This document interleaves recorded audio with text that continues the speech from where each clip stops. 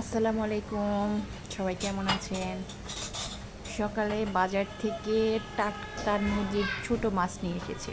সেটা দেখে মনে হলো ডাঁটা দিয়ে রান্না করলে খুবই মজা লাগবে। তো আজকে আমি ছোট মাছ দিয়ে ডাঁটা রান্না করব।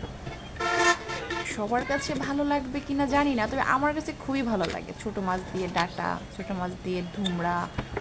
আমাদের বাসায় ধুমড়া বলে, অনেকে ধুন্দুল বলে।